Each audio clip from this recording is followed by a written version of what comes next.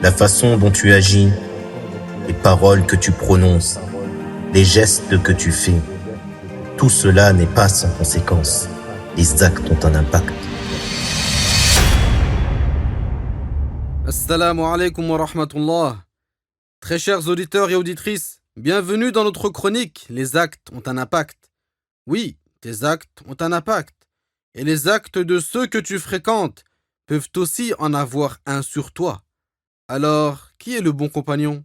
C'est le sujet du jour. Bismillahirrahmanirrahim. Alhamdulillahi rabbil alamin.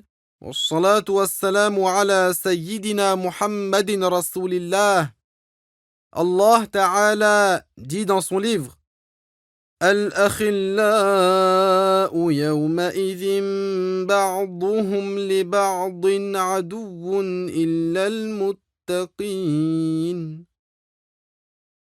Ce qui signifie les amis intimes ce jour-là seront ennemis les uns des autres, sauf ceux qui étaient pieux.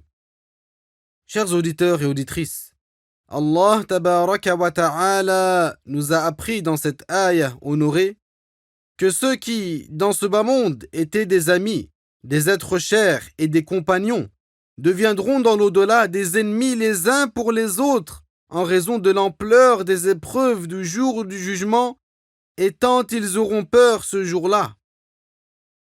Chaque ami qui, dans ce bas monde, n'agissait pas sur les bases de la piété avec son ami, deviendra son ennemi et le détestera, car chacun considérera que la nuisance qu'il est en train de subir lui sera parvenue à cause de son compagnon.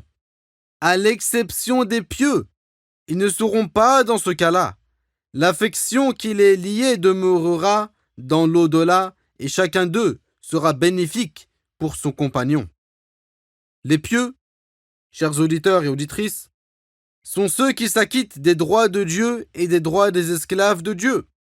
Ils accomplissent ce que Dieu leur a ordonné de faire, ils évitent ce que Dieu leur a interdit de faire. Ils se comportent avec les esclaves de Dieu d'une manière correcte, conformément à la loi. Cela, leur habitude, c'est qu'ils se recommandent le bien et s'entraident pour accomplir ce qui fait gagner l'agrément de Dieu. Ils se réunissent sur l'obéissance et ils se séparent sur l'obéissance.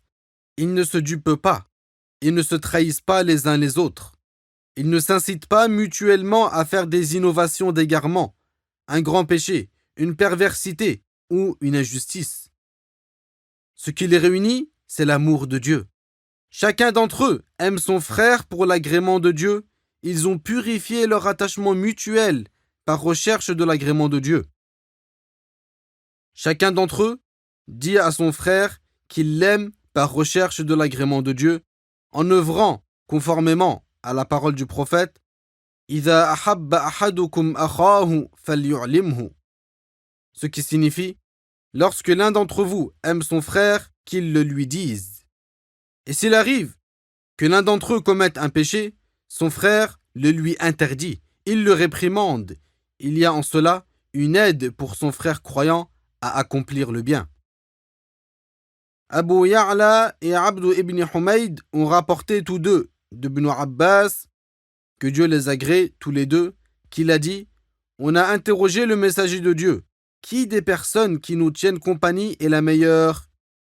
Il a répondu: Man dhakkarakum billahi ru'yatuh, wa zadakum fi ilmikum mantiquh, wa dhakkarakum bil akhirati amaluh.